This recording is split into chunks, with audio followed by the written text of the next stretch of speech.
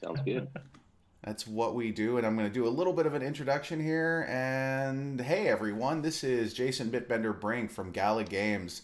We are here with the Echoes of Empire team and Mr. John Oswald, the president of games of Gala Games. And yeah, we're here to answer questions and to talk and chat and have fun. But before we do that, I just want to hop into the EOE discussion thing in our Discord thing, EOE discussion thing, the channel in our Discord. The thingy, I'm going to hop in the thingamabobber. And I just want to see, is our audio okay, everybody? Whoop, whoop. Check, check. Check 1, 2. MRAC is Testing. typing. Audio is fine. We have received confirmation. We are go for liftoff. Thanks, Jimmy and Tiger Fangs. I've never seen you around, Tiger's Fangs. Welcome. Welcome if you are new. Okay, guys. How about this? How about we start off with some basic introductions, and we can just chat and have fun with it. So, you want to kick it off, Cooper? Yeah, sure. So, I'm Cooper. I'm the CEO of HitFactor. HitFactor is the owner and operator of Ion Games. It's one of our game studios. So we're super excited to talk to you guys about Echoes of Empire today. I am passionate about all things sci-fi and space related, which I imagine we're going to talk about today in great detail. So I'm sure we'll talk more about sort of backgrounds and that kind of stuff in a little bit, but I'll pass it over to Ash, who is our Senior Director of Product, who owns all things product management within the studio. So Ash. Hi guys, I'm Ash Kane. I am owning, like Cooper said, all things product on the games for HitFactor, with a particular emphasis on EOE right now. Like Cooper, I am a huge sci-fi fan. Like every big game that I've ever worked on has been sci-fi, and I love it. I cannot get enough of it. It is my favorite thing ever. So I'm very excited about this project. And with that, let's. One small nit thing. Apologize if my audio is lower than normal. I'll be sipping tea. I'm fighting the cold from the great beyond. So apologies. I might mute and find ways to sneeze or blow my nose on stream. So apologies, but just that's what that is. What kind of tea do you have there? What are we looking at? This is I think Trader Joe's finest throat coat. It's with a little bit of honey. All right. Nice and hot. Good luck with that. Thank you. Getting sick. It's in again. Oh boy. Yeah. We're back to Layers. I'm still rocking the coffee. Oh, wow. Oh, it's like a whole carafe. Jude. Wow, Jason. This This is dedication. I love it. Jason no only joke. drinks out of carafes. I that's just how it guys. He has a man's beer been out awake. of a full wine carafe. Yeah. Been awake There you go. since Sunday. It has been a week since Sunday, isn't it? Are you serious? It's only Well, not Thursday quite right a now. week. It's been almost a week. It's Thursday. It's only Thursday. It's So crazy. Taco had a question, and I've had the same question. I Oh. tried to hint and be subtle Wait, about it. wait. Hold on. Let's let you have to let Yuri introduce Yeah, himself yeah, too. yeah. Just real quick. Just No, super fast. Oh, I'm sorry. I want a hit factor hat. That's what the question is. So I had to jump Right. on it. Yuri, I'm go for I'm it. swagged out of my Then- mind right now, so it's apologies, but yeah. I'll be really brief because the hat conversation is super important. It's hot. But yeah. But my name is Yuri. I'm the chief creative at HitFactor, and my primary focus is the look and feel. I want, and where I spend most of my energy is making sure that our games look great and they feel great when the players interact. So, with them. so you are the one who is responsible for all of these beautiful, beautiful, beautiful images that we see floating around. Well, as yes, Yeah. yes. Our team is, representing wider. It's not just me. Well, it's more yes, folks, yeah, of obviously, course. But it definitely falls under my. I have decided that for the purposes of this AMA, I'm just going to make an executive decision here. I'm actually going to go ahead and bring up the restream chat on our stream as well, so that people can kind of hop in and ask some questions from our various chats that are kind of out there in the world as well. So give me Living just on the a edge second. now, Jason. Living on the edge. There we go. You're opening it up to the whole internet. The internet's whole a scary internet. place, man. The whole internet. Yeah, it is a scary place. There's some scary people out there on the interwebs, I have been told. Beautiful place as well, though. I think people forget that it also can be a beautiful place. Awesome. So now that is streaming. So we will have the ability to see questions as they come across live from YouTube, Periscope, Twitch, not Theta because they haven't integrated that because sadness. And Cacao and I think Line, and yeah, we're kind of all over the place. But anyway, let's jump right in. One of the things that's really important to me, and it's how I judge human beings at a very fundamental level, is what games have influenced you guys in your own lives and development, and why are you the person that you are today because of games? Yeah, it's a great question. I guess I'll hop in here first, and I'll reframe it just a smidgen, because this is also a question that we ask during our interview process for people joining Ion Games and the Echoes team, as well as more broadly at Hit Factor. And it's when you think about your history as a consumer of games. So ignoring all of the being a game maker in the game industry, if is there a moment that you look back in your career as a consumer of games that is the moment that made you a gamer? So there's always, like for me personally, I'll say my set.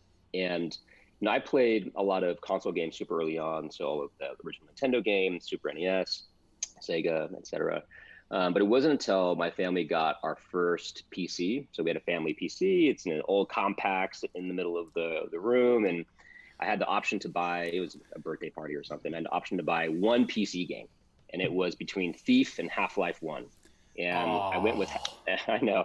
And I went with Half-Life 1, and I just liked the orange box, and the back seemed cool. And so it really, I think, opened my eyes to the interactive nature and narrative nature of those types of games, because I got exposed to the whole narrative arc of single player. And then I started playing multiplayer, where I'm doing death matches on some 56K modem out in the middle of nowhere, and really enjoying like Capture the Flag, and that morphed me into Team Fortress and Team Fortress 2 player. And so I got really into the first person shooter side of things.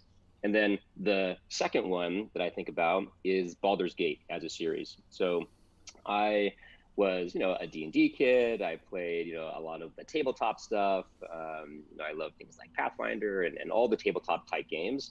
And so Baldur's Gate was an opportunity for me just to kind of explore that universe in a wonderful way. And then the third, which is a little bit on the head for what we're talking about today, but I think harks back to what I was saying before, is I was a huge fan of Alpha Centauri. Now, this is an old school game, so it's sort of built on sort of the Civilization, I think, 2 after Civilization 2. Sid Meier's Alpha Centauri, baby. I love that game. I love the hell out of that. So that's sort of a 3-pronged answer. But when I think about the things that sort of influenced me as wanting to get into the game space, seeing it as the intersection of both art and entertainment and product and business and all the things that I think drew me to the industry, those games stand out as moments where I view like, oh, those were inflection points in how I viewed games. So long answer, sorry. Beautiful answer though. And I remember those decision points where you're looking at the 2 big boxes. Thief and Half-Life were both big box games. That was before they had switched to the, I think it was about Diablo 2 that the boxes got a little bit smaller.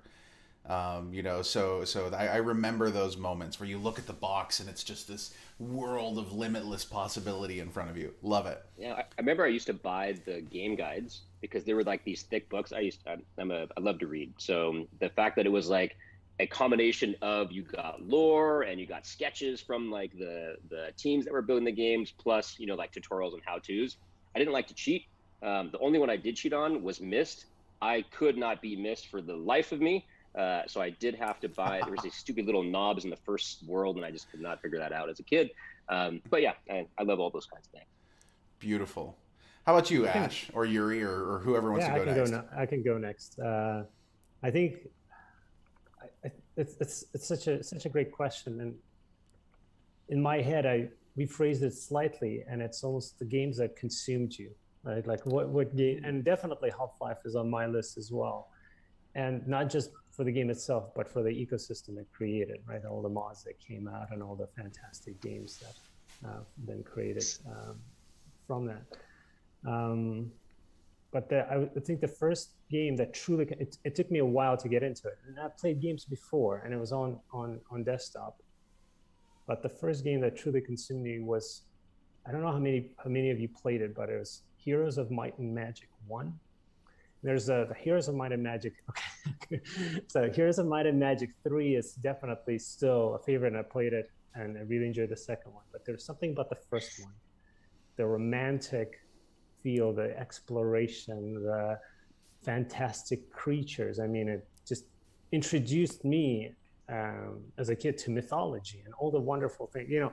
And this was right about the time when, you know, ever since games popped out, right? Like, they're bad for you. And I'm like, no, I've actually learned quite a few things from games. And yeah, so Heroes of Might and Magic 1 definitely just consumed me. And I think the other game that I would add to that list is the original XCOM and XCOM 2, Enemy Unknown from the early 90s. I believe it's 91. And Terror from the Deep. That was, again, I don't know how many of you played it, but it's an amazing experience. Terror from the Deep was probably more consuming because the environment would add that you're underwater. You are going into like a sunken ship, and you're just going from one room to another, and you know, and then a giant jellyfish is chasing, and it was just incredible, absolutely incredible experience, terrifying, and a lobster man would run out and start shooting you, and you couldn't kill it. It was just absolutely, so I definitely highlight those two. Brilliant. How about you, Ash? Oh man, this is a tough question. Actually, you know, in my interview with Cooper, I had trouble answering this, and I kind of spun the question a little bit. I talked about the game that made me kind of want to make a game professionally and realize I could make money doing that, which was Final Fantasy VII, which I think was a penultimate experience for a lot of people. But so the games that like had the most impact on me, I think there were like 2 or 3 that just absolutely changed my life, like absolutely hands down changed my life. And the first one was the very first Final Fantasy. I grew up in a really poor town in a really poor state to a really poor family, and so the idea of ever owning a console and having video games was just that was never going to happen. But when I was hanging out with my friends one day, I saw out back behind the mall in the city that was adjacent to the town that I lived in. I saw them they were coming out and they were throwing out a bunch of stuff. I saw them throwing out a Nintendo. Right, and I was like, "Oh, I am on this." So I dumpster dived this Nintendo, and it was like one of the floor models from the game store in the mall, and it was busted, and they just gave up on it. And I dumpster dived it. I took it home. I went to every electronics shop in the city. This was just outside of Boulder, and I figured out how to fix that thing. I figured out why it was not working, and I think no one could say no to me. I was just looking. It was like, "Sir, can you help me fix this?" And they were like, "Oh, child, I will help you." But I got it working, and the only cartridge that I dumpster dived that worked still after that was the original Final Fantasy, but it couldn't save. It had no save function. And so I had that game running in this console that had been repaired constantly for like 4 weeks, never turning off because I couldn't save it. And that got me into games. That was like the moment that I became a gamer. That's fantastic. Right. I love that story because it's really unique, and I think it makes me sound like more of a nerd than I am. No, less of a nerd than I am. But the other game that I think had a big impact on me was Xenogears. For some of the same reasons that Cooper was talking about, the big narrative. That game was not perfect. It had a lot of flaws, a lot of bugs. It did not ship in a perfect state. But it tried to tell a story in just the biggest and most cinematic way possible, and I really loved that. So I think those are two of my big what made me a gamer games. Okay, awesome. Let me make sure I didn't mute myself. Okay, I didn't. Good. Hooray. There was some baby noises going on in the background, so I muted myself there for a minute. Okay, guys. So what I would like to. There's Janie wants to know where you got your headphones, John. It's an important question coming from very unexciting. Critical. I think I got them on Amazon. So there you go. Not an exciting answer. I just There want to you point go, out Janie. that this conversation about these fellas' formative years has made me feel very old. Based on the platforms of your first gaming experiences, mine go. So did you have earlier? Had they come up with the wooden board with the holes in it for the rocks when you started playing games yet, John? The Mancala. Yeah, that one. Is that? Yeah, when that came out, that was is hot all in my the village. rage. That was hot in my village. Yeah. You dumpster dived a broken board and you had That's to. a great story though. You earned right. your No, role seriously. in gaming, Ash. I love that. What I love about that story is that was that very much harkens back to a simpler time when you could have a piece of electronics like that and you could open it up and you could actually legitimately fix it. Definitely can't do that anymore. That's for You sure. just can't. Like if something breaks now, you're just like I guess I'll just throw it this direction. Janie says the Old Testament was the first games guide that she ever bought.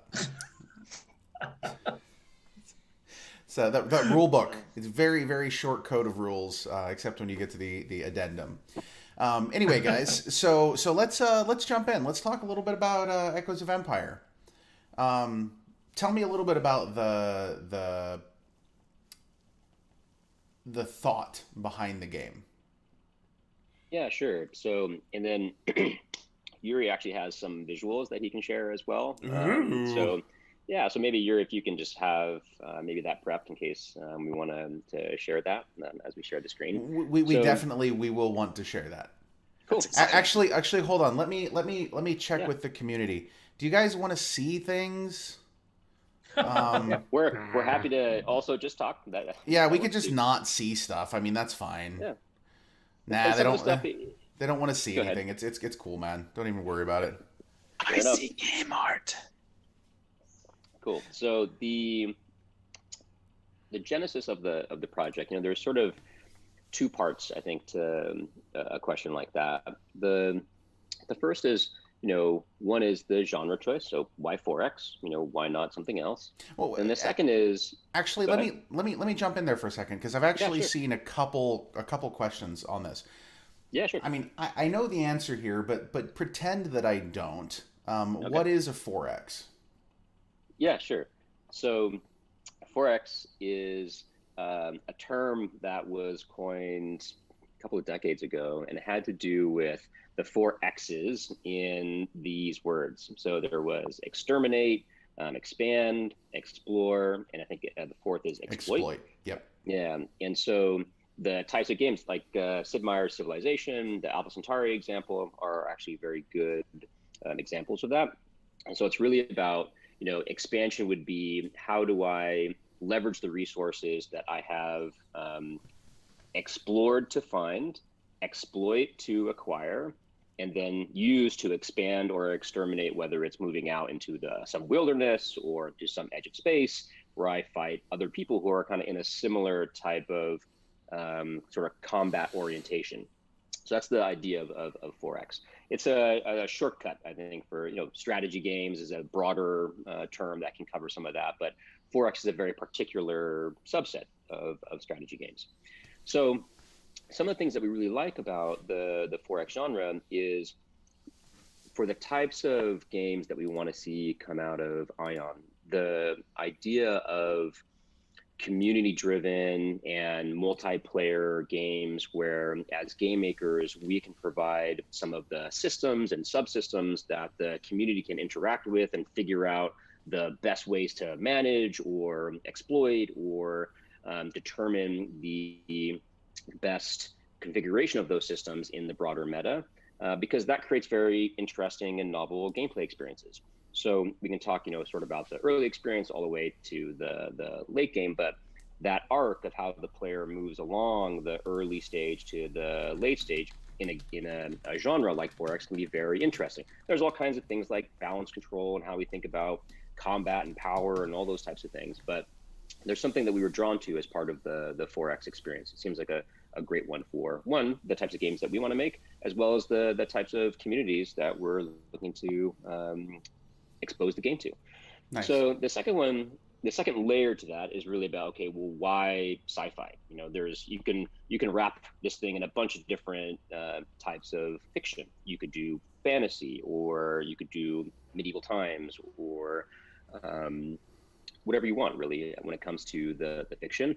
And so for us, when we thought about the type of experience we want to create and where we feel like we can carve out something, a novel part of this broader space, I'm going to try not to use space in too many different ways here, but the idea of the types of things that influenced us as creatives, so things like the Dune series or Red Rising, or any of the entertainment, more digital entertainment like Star Wars or Star Trek or Battlestar Galactica, like those types of the idea and the aspirations of how do you extend human consciousness into the cosmos is a very interesting question, and what that looks like, and how much are we going to borrow from sort of like terrestrial systems and things that we would push out into this broader civilization, and what happens when we get too broad, and do we break and shatter into different tribes, and what does that look like? And that's especially, I think, true in the current zeitgeist, where space as a topic and expansion into and becoming a multiplanetary species is interesting right now. And there's all kinds of stuff around that topic, but just the general idea of us potentially in the next, I don't know, 50, 100 years, 200 years, I'm certainly not a scientist, but we seem like on the cusp of actually potentially becoming a multiplanetary experience. So the idea of like, how do we think about that in some novel way and put our spin on it as it relates to gameplay, as well as the art side of that, and creatively making it look interesting from a gameplay standpoint, making sure that feels interesting in a way that makes sense. So that's maybe a long answer, but it has sort of a two-pronged piece, just because when you're in the early stages of making games, oftentimes it can be done in a vacuum, and you can go a 1,000 different directions. That's why when you look out on any of the storefronts or what's in the game space today, you know, there's hundreds of thousands of different options to choose from. So it's really about, okay, what's relevant to the team that's making the game, what's relevant to the market and would be interesting to them, what's relevant to the community, how do we think about all of that wrapped together and what's happening in the world. So that's sort of the genesis of why 4X, why Echoes in sort of a near future or distant future space, and that's where we landed. Nice. Sure. I think it would be helpful to show, especially as we discuss 4X. Well, then for some players, they haven't played it. Jason, I need to present, so I think you need to. Oh, I need to activate that for you. Sharing, Okay, so 1 second. No, wrong thing. They never put this where you expect it to be. Share screen. Okay. When you share screen, before you do anything, give me a second to reconfigure my my broadcast layout here, because it's gonna, cause a problem. So go ahead. Okay. Tell me when. Oh, you can now. You're building the excitement towards the moment. No, you can share now. It. It's just before you start like moving through slides, I'm gonna need to move some stuff around. Okay. Can you see it now? 1 second. You can see it. Nobody else can see it because I can see it. It does this weird thing. So Okay, there we go. Now don't do anything just yet. Don't move. Let me move this around. Man, I really should have had this set up for this. We believe in you, Jason. You can do it. I know, right? But yeah, no worries. And this may be a little bit unanticipated. We just wanted to have some content that we could show the community, and that it also helps us kind of guide the conversation. Totally unanticipated, because I did kind of say, "Hey guys, you should do this thing," and then I didn't have my stream ready. Sorry. Hey, that looks nice. Go ahead. Awesome. So just going to this slide, Cooper. This is just to reinforce the 4X. Question. Okay, so can you explain what's going on at this home base here? Sure. So when we think about this game, we think about these three key experiences. So the home base is where you do some of the X's and the 4X. This is a place where this is where you build up your base. This is where you build up your army. And then you go to the world map where you get to explore and expand. You get to possibly exterminate your opposition. And of course, another experience in that as part of the quote unquote extermination. Although that term to me just still, it's a little too harsh for my liking.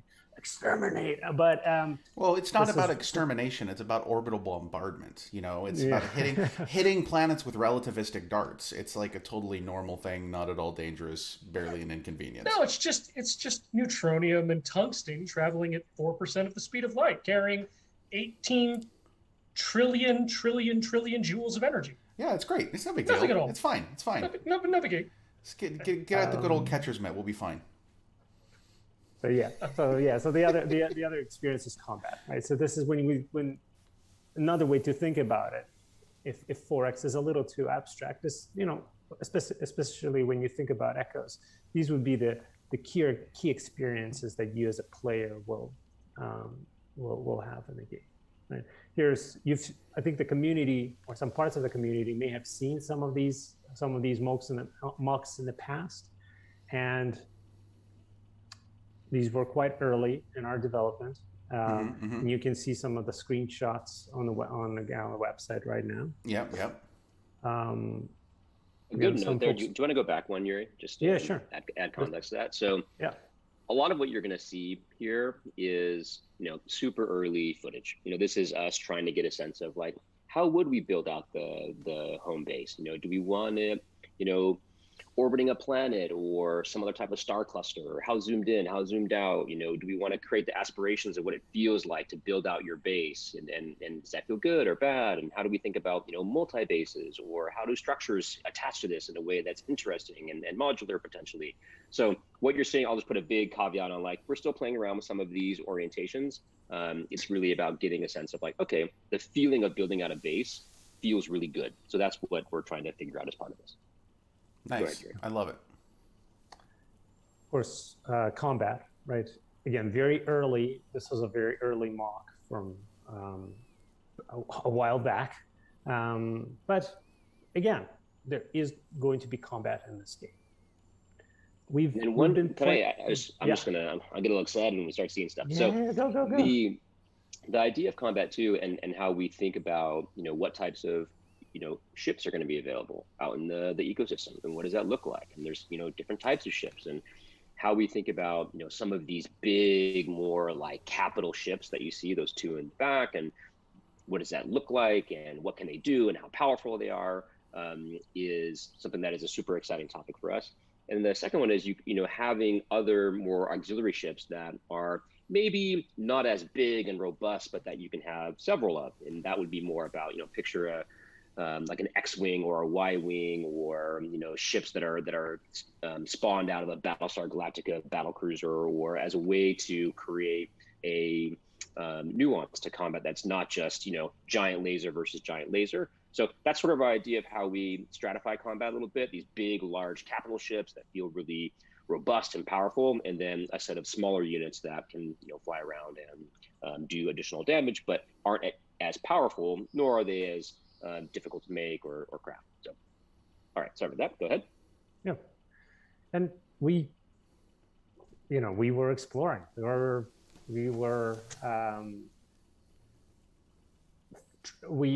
still kind of finalizing the look and feel of the project. But one thing says, like, I think if we would stop here, it'll be okay.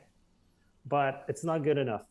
So we just kept pushing and refining the art direction and narrative even more. So I would like to show you some stuff that isn't exactly fresh out of the oven, but nothing that I think the community has seen yet. So it should be pretty exciting. Fresh stuff. So there is certified fresh. Yeah, there is new narrative. I'll give you just a quick summary of it. I don't want to take up too much time with it because the details of Hey, that. you're showing new stuff, man. Take up as much time as you need. Yeah.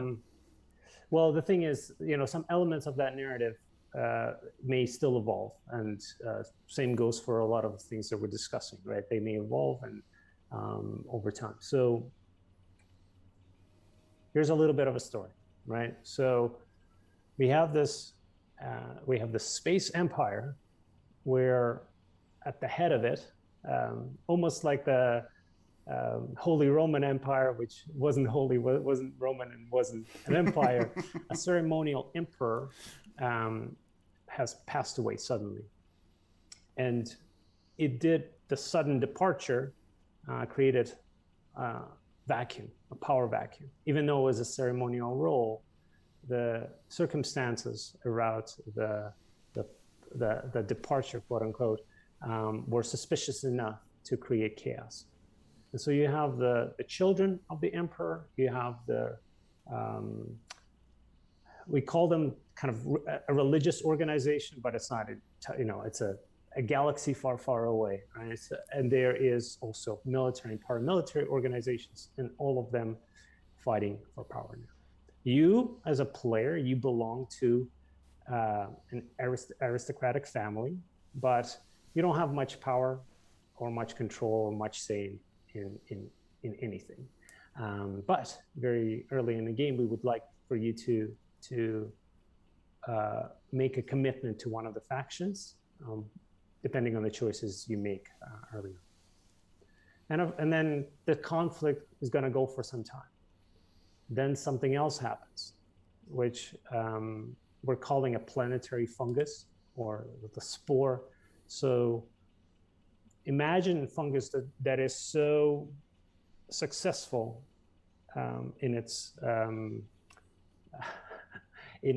spreading abilities that it occupied the whole planet and evolved into a multiplanetary, multi-system fungus. So that spores are spread through the galaxy. Its primary goal is to occupy as much habitable space as possible, and the chances of it are quite low. It infects organic life on its way to get to those habitable zones, and wreaks havoc on behavior of that organic life, as well as the ecosystems that it infects. There is the kind of the another layer to it, which is we're going to be primarily focusing on human-like species, right? But there is, at some point in the game, we will introduce you to an alien civilization, which is so advanced that it treats the humans in this world basically like ants. The way we treat ants, we don't really like them all that much, and if they get in the way, we find a way to get rid of them.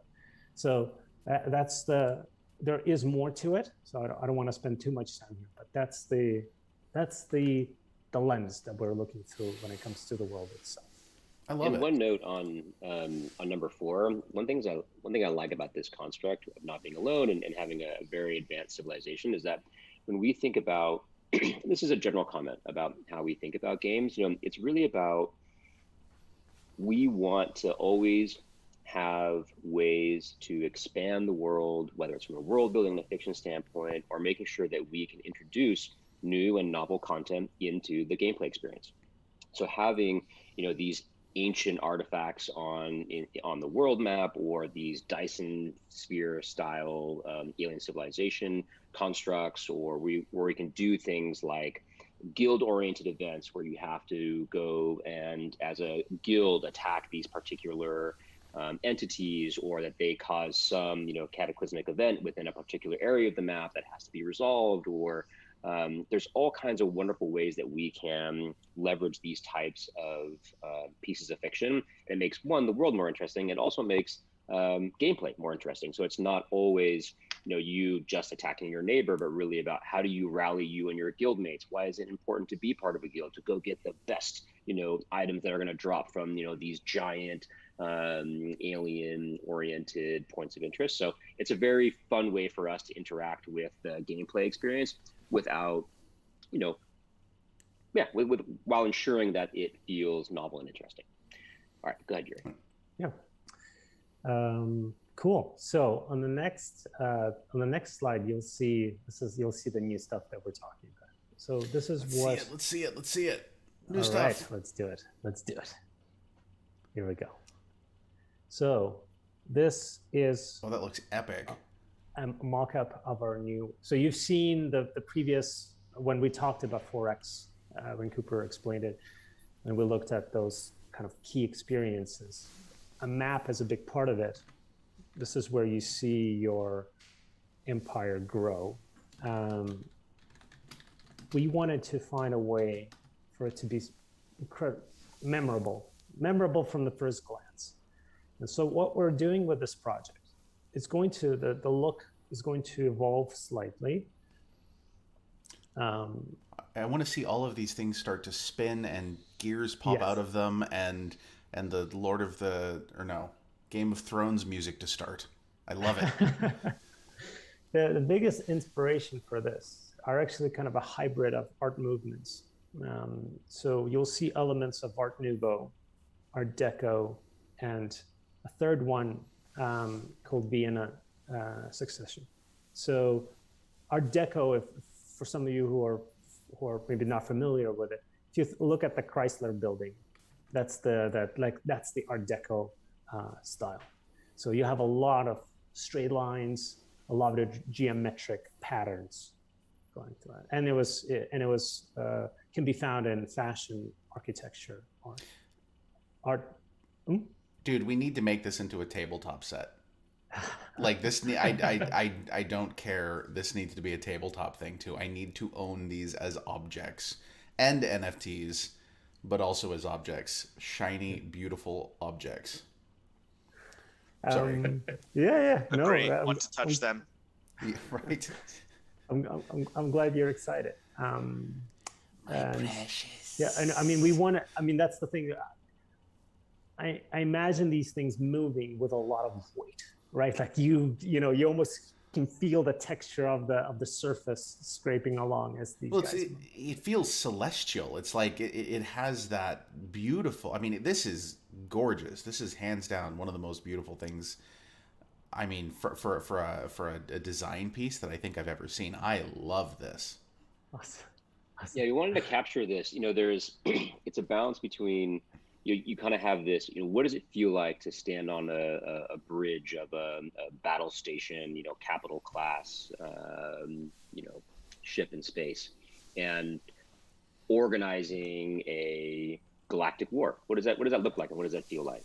And then that's also married with this idea. Yuri's talking about like the weight of moving these pieces. It's almost like a combination of like the map room in Westworld, where it's the digital hologram, but feels physical, and then the old school where you would have a baton that would move the troops across a certain front to make it feel like pieces on a board. And so there's just kind of this marriage of the old school feel of what that feels like back in the day to what a future state and organizing a galactic war would feel like. So I think Yuri and team has done a great job here. Love it. Yeah. Thanks. And then, of course, the elements of Art Nouveau. I have some, without Googling, some trivia. Does anybody want to guess how you spell Nouveau? Because, oh boy, it's not straightforward. So if we have any volunteers, feel free to I'll try it. I think it would be like Nouveau. Yes, you got it, John, on the first try. You are a classy dude, John. Bam. You are a classy dude. I love my Art Nouveau, man. French things. I love French things. Francophile. Passion culture. Yep. So Art Deco has a lot of, just kind of come back to the art style. So this is a hybrid. So Art Deco has a lot of the sharp lines. Art Nouveau has a lot of organic lines. And so this, what we're experimenting with is a hybrid of those. And where we need it, we're going to push one way, and where we need it, we're going to push the other. So that's where we're at. There is a lot of art that is going through. I've shared some of your concept art some of the sketches and things like that with the Gala Gold community.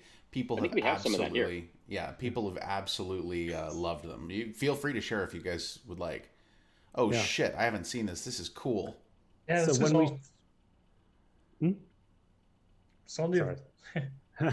I was going to say so when we present our characters, again, we would want to be inspired by those art styles, right? And present them in a way, again, that I've never seen a 4X game like this, you know. So we're super excited about this. So you imagine, you know, a character coming in or giving you a quest. Well, you know, we can show it like this. So that's what we're currently experimenting with right now. Of course, there are a lot of ship designs. I'm not going to show all of them, but there are a lot of ship designs that are being finalized right now, and there's just, again, we're going to share them with the community in the future. But it's just, again, a ton of work. There's another quick sketch of a really cool character that would belong to one of the factions in the game. More designs. Again, we want this game to be as memorable as possible. So all of us fell in love. I love Space Hamlet. I call him Space Hamlet. I don't know if that's the right term, but it's just the idea of like thinking about your own mortality, and as you float through the void of nothingness that is space. You know, it has a very interesting tone and feel to it. So I just loved how that kind of captured some of that. You know, space is big and broad and full of things, but also potentially a place of, you know, loneliness. I don't know if there's something nice about that. Nice is the wrong term, but interesting, I say. Poignant. Ask poor Yorick. He was a man of infinite jest in space. Yeah, like that. More sketches. So you can imagine that, again, we're leaning on some of the royal elements of it. So the armor will be decorative and over the top and not always functional. But again, it will represent your. I mean, yeah. Go ahead. So interesting thing here, like from this sort of sociological perspective, and I can't believe I'm doing this. It's really interesting to me because, you know, the term echoes of empire presupposes an empire, right? And an echo presupposes that empire has fallen. And one of the things that you always see when an empire falls is there's this period of decadence where things get completely over the top and ridiculous and bureaucratic and with massive landed aristocracies and, you know, silly, pointless fashion and really funny hats. I don't know why that always is a thing, but it is always a thing. You know, and then this collapse. I'm rereading the Foundation trilogy right now, so and this Dear to my heart. Yeah, this fits exactly into like you know, at the beginning when Salvar Hardin is talking to, you know, the king of Anacreon and you know, all of these like petty nobles from these little tiny squabbling border you know, kingdoms. All of this fits beautifully into that, and it's all meshing together in my mind wonderfully. Awesome. I have a soft spot in my heart for the mule. I wonder if that says something about me, but Ouch. Yeah. Yeah, there's something. I just love that character. He's an interesting character. So for those of you who have never read that series of books, I highly recommend you go read the Foundation trilogy by Isaac Asimov. They're not long books. They're not difficult to read books. They are some of the best sci-fi literature you will ever read, hands down. And I think that you're. Oh, sorry. Go ahead. Oh no, I was gonna say, you know, once you read them, you see where all of these ideas that are just so common in sci-fi content, that are just these big tropes that you know, define science fiction as we think of it, started in the Foundation series.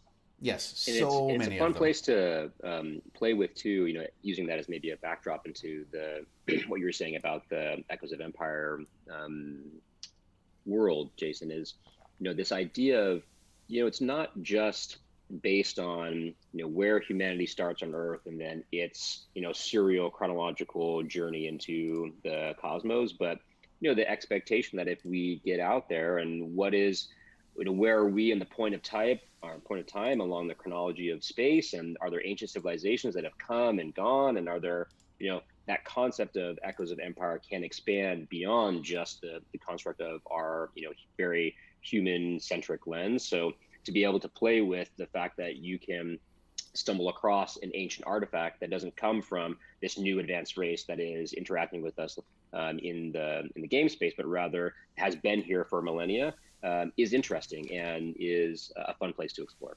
Parts of it which come from the Foundation type of approach. Yeah, I absolutely. Oh, that's beautiful. Yeah. So we are very busy doing all art and design work, and we will be sharing that in the near future. But again, just wanted to show you some snippets of all the stuff that we've been doing and where this project is headed. And yeah, that's where we're at. It's heading Awesome, to space, guys. Yuri. Space. That's where it's heading. Headed to space.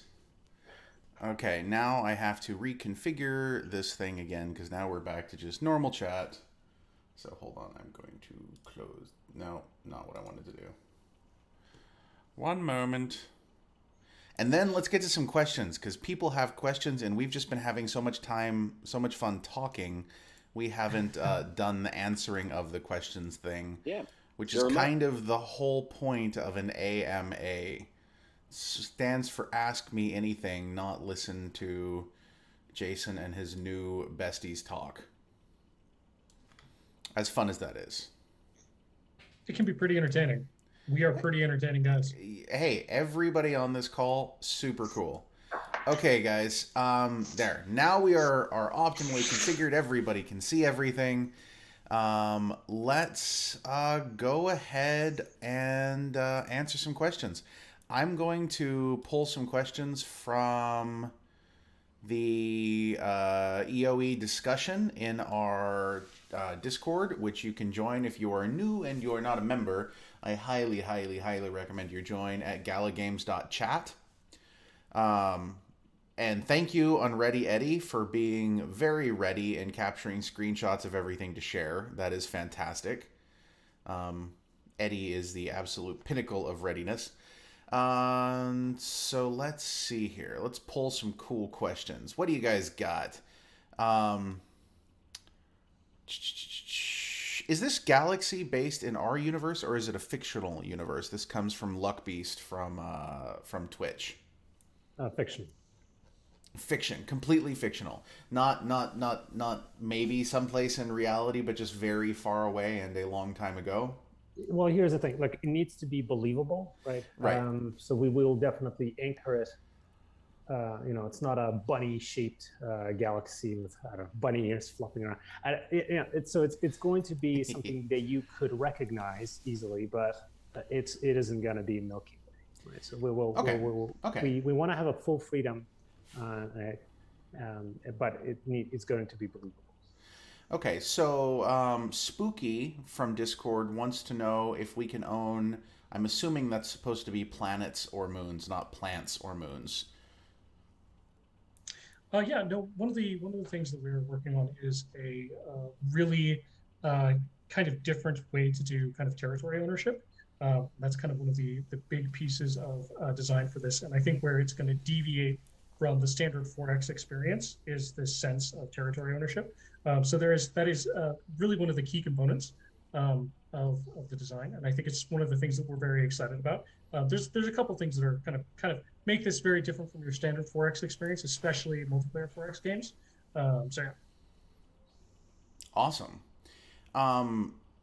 There are people who, and I may be wrong here, but there are people who are interested about playing this in VR, and it seems to me that it just wouldn't be well suited for VR, given that it's a 4X sort of experience. Would that be correct? Yeah, I mean, I don't know if the engine currently supports VR, and we could do some tech exploration so that if you really wanted to look at a kind of top-down, 3/4 view of the map in VR and get really close to those incredibly awesome pieces and get really close to the battles. I might want to do that. I might. I'm not going to say that I don't. I'm not going to rule it out 100%. But obviously, the new interactive methods for technology are still growing. They're still evolving. But I don't think this is one of those games that you would enjoy in VR. I think the experience would be suboptimal. Let's put it that way. Sure. um, so Jimmy211 would like to know how soon until we can see some actual gameplay / how far along is development. So we are and please, before you answer this question, I want to throw a gigantic caveat out there that everything that we have discussions about here is based on a current understanding. Things can and will occasionally, or a lot, who knows, change as we go forward. So this is not one of those things where he's going to be like, well, I think this, and then somebody's going to put it on Twitter and say, #confirmed, this is the exact time. We want to avoid that experience. So continue, Ash. Oh no, I've not my first rodeo with that particular conversation. I will say, we're targeting to have playable experiences before the end of the year. I mean, understand, you could play the game right now. It just would be a really awful, as the sausage is being made, purple boxes with no textures moving around experience. And that's, in my opinion, some of the fun of making a video game. I love it when things are just not working and you're still figuring things out and you have to debug stuff. But that's because I come from the background doing that sort of thing. But as soon as getting it into people's hands, I think we'll have videos before we are putting things directly into people's hands. So those will be coming in the near future.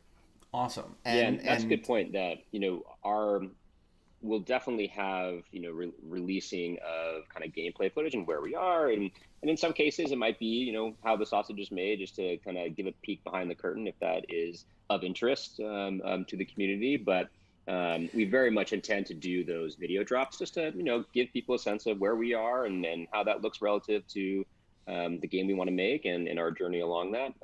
Those are definitely inbound this year.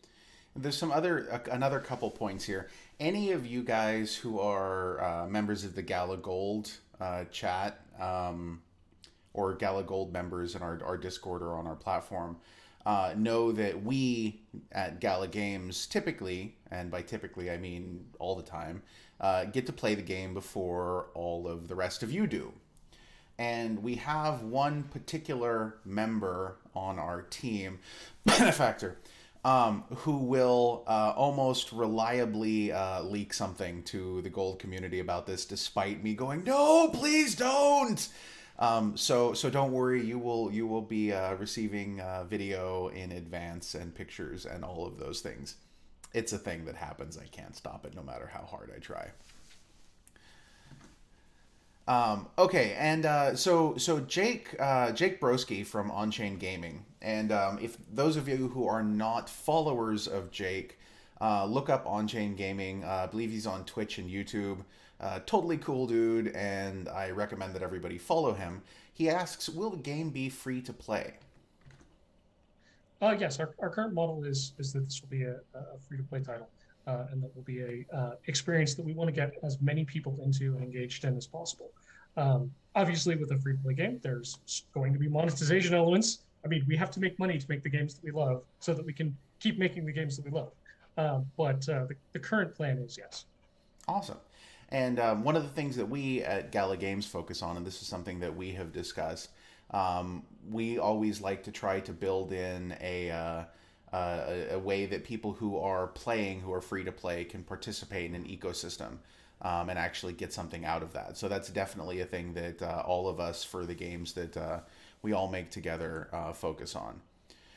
And just to add on to that, of course, there is, and it's so important as game makers and game designers that it's really about taking those players on an arc or a journey through their gameplay experience. And there's going to be the early game experience, which is really about slowly rolling out the systems and subsystems that players interact with. And then a lot of the late game stuff that gets into really big, heavy, guild versus guild, social layer type stuff, where it's all about, combat in the end game.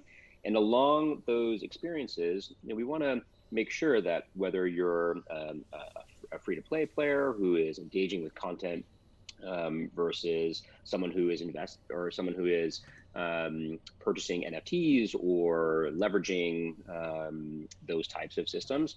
That's okay as well. What we don't want to do is create an experience where it's just aimed towards one type of player. That's bad for a variety of reasons. We want to make sure that whether you're free to play or whether you have bought some NFTs and expanded your experience, that arc is consistent, that you have a good experience along that. Those experiences will be different, but it's about creating an experience that is fun, whether or not, wherever you are along that arc. I absolutely love that. And I also would like to draw everyone's attention to the amazing GIF that was just dropped in the EOE discussion board. I'm going to be dropping that in Slack right now for our team because, wow, it's epic. Hold on, I have to drop this in here so that everyone can see this because it's just too awesome. Okay, let's dive in and hit another couple questions. Check out that GIF, John. Let me know what you think of that. I freaking love it. He's also gonna love that. He's absolutely going to love it. Okay, so Dark Magician has a question, and I'm actually curious about this from your guys' perspective, and then if you don't mind, I have a comment on it as well. He would like to know, will you produce a roadmap / white paper? And we can get into the whole white paper discussion later, but let's focus on roadmap for now. And do you have an ETA on that? Well, I'm certainly not going to promise an ETA on that. We have a working schedule, and we do have a product plan and roadmap. Whether or not we're going to make that public, it depends. I think there's a version of that we want the community to be able to see. But at the same time, we also want to be honest that we put something like that out there, and in 2 weeks it's going to change, right? And 2 weeks after that, it's going to change back. And then 2 weeks after that, we're going to have a revelation in our technology and realize we do something incredibly cool that we didn't think about, and it's going to change again. And one of the things that I have worked on several titles that have gone through this in this experience and put this out there. And I think it's important to be able to show the community, what we're working on and what our plan is. But I also think it's really, really important to be honest that those plans cannot successfully be the kind of thing that are waterfall schedules written in stone, have every task broken down and laying that out for people. Because I think it's what's the word I'm looking for? Intellectually dishonest. I don't think it's fair to people who are really invested in the title to see something like that and get an idea that's not, accurate. Something like that. Correct. If I could make a roadmap once and I never had to do anything, I would not have a job. Cooper would have never hired me. I would be someplace else do entirely. it as consulting. You just scribble it out once on college ruled paper. Hand it over, collect your check, and go on to the next one. We just make roadmaps, man. That's what we do. That's all we do. I just crank them out. 2 a week. Just enough to buy ramen. I love it. Yeah. There you go. So that perfectly aligns with what I've been feeling, and this is true of both roadmaps and white papers. And I've been in the blockchain space for a long time now, and one of the things that I hate about the blockchain space is that it's this focus on roadmaps and white papers. And like Ash said, at a certain level, a roadmap and a white paper is intellectually dishonest because we're driving forward, we're building, we're inventing, we're solving problems as they come up. And, sure, we can sit down and put stuff out and say, well, this is the way that it's going to go. But the reality is that it's not going to go exactly that way. It will change. It will fluctuate. And then we end up with this problem where, you have to literally have a person whose job it is just to move stuff around on the roadmap. And I mean, we do have internal maps and we have internal plans for how things are going to work, and we have internal schedules, but putting those out there like publicly is more of a to be completely blunt, a bullshit marketing stunt than it is actually something that's designed to give you a feeling for what is going to exist. And so this is why we don't do that. We don't have a public white paper because, you know, things change, things move, and they move quickly. And we don't have a public roadmap for much the same reason. We're working on, because people are asking about it, putting together some basic, like, very, very basic roadmaps for stuff that's coming in the future without timelines. But even that, you know, I mean, shoot, guys, how long have you been following us, and how many new things that have we released that you guys didn't know about until the day we pushed it out? And everyone's like, oh, that's so cool. If we had put that on a roadmap, A, it wouldn't be cool anymore because you'd already know about it. And B, you know, if it got pushed back a week, then suddenly you have people going like, when this thing, you know, and that's not helpful to anyone. So yeah, that's just a little tiny bit of thinking around that. Okay, let's see here. Question that people are asking, is this going to be, can you compare this in terms of gameplay to something that exists in the world already? I think there's a lot of comparables. I mean, but you know, our hope is that between our really unique aesthetic and really driving down on social innovations, that I don't think there are comparables. You know, the social things we want to do, I don't think there's a game like it, and I've been looking pretty hard. Right. There's some things that are kind of similar, but you know, the social things we want to do, I think are so cool and so you know, separate from anything else in the 4X space that it's going to be. I think when people see it, they're going to be like, you can do this in a game? That's an idea. So I'm pretty excited about that. Other games that are like it, I mean, if you've played a 4X game, I think you understand the core loop of what this game is going to be like. I think that a lot of people have played 4X games, but they did not know they were 4X games. So what I'd like to do is I'm going to give you 2 games, okay? Or I'll do this a couple times. I'll give you 2 games, and you tell me which one it is going to be closer to. Does that sound fair? Sounds amazing. Okay, so Civilization or No Man's Sky? Definitely closer to Civ than No Man's Sky. There you go. So that was actually something that was asked. Settlers of Catan, the board game, okay, or having a Nerf war? That's tough. You know, I'm going to be perfectly honest here. I've been in some pretty strategic Nerf wars. Okay. I mean, okay. there was fair. There was one like Nerf campaign that I was involved in. It was like you know it's good when you call it a long. campaign. Yeah, there you go. Yeah, no, this had multiple battles, several skirmishes, borders were drawn up, there were casualties, man. This was some writing letters home to your mom. Dear mother, I mean, this is the 17th month of our campaign against the vicious people who are in the kitchen. Oh man. Was there an eye patch involved? That's when it gets really serious. Oh no, that like no joke. I actually did have an eye patch for like that's the about 2 months. About 2 months. Nice. It was serious business. Nerf war or badminton match. That is the mark of it. An eye patch. Take my glasses off for like 30 seconds. Bam! Right in the eye. For one of those big ones too, the pump rifles, they're like just dangerous. It's dangerous, man. Yeah. Yeah, they agreed. I think that these bruises. So are you saying it's a strategic Nerf war? Is that where we're going with this? Or are you just no, totally more like Settlers state of the world? So is it going to be turn-based or real-time? Or is there a bit of ambiguity about that? Yeah, that's.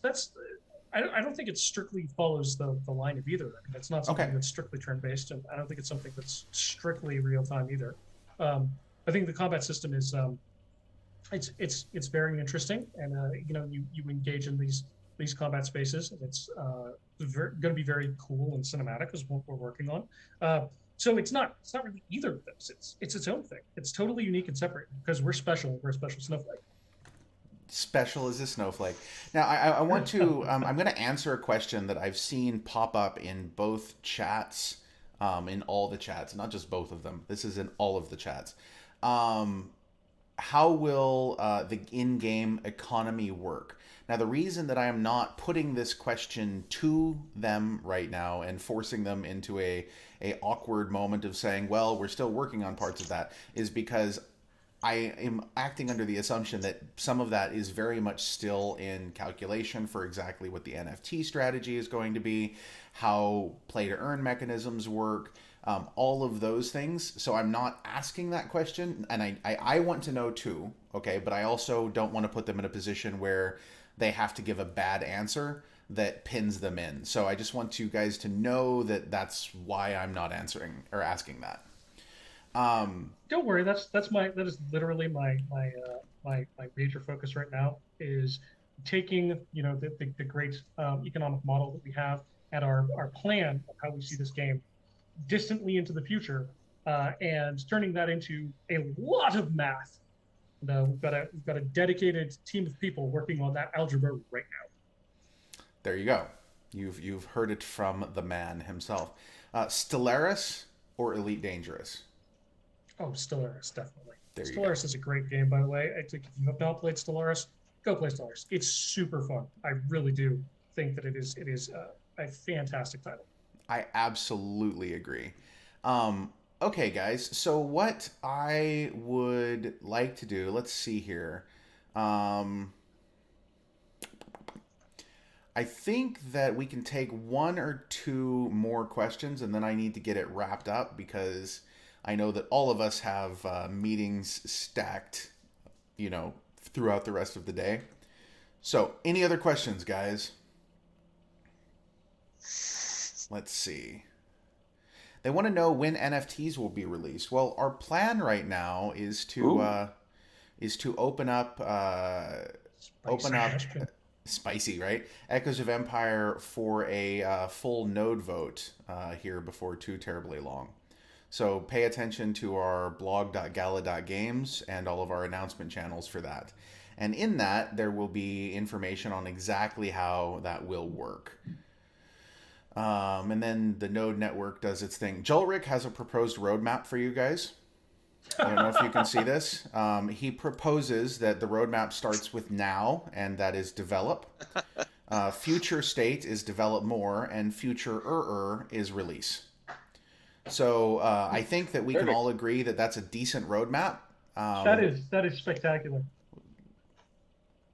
Okay, let's see here. Oh, and I'm glad you liked the answer, Jake. And Smilin' Monster, will EOE have its own currency? Yes. Yes, it will. And yeah, there's a whole bunch of stuff that we can't answer because it's like, what will the average cost of ships be? Like, I don't want to do that to you guys right now. That's not fair. And it's something that, as some of these questions, are great questions and will be part of, our internal discussions as well as our external discussions.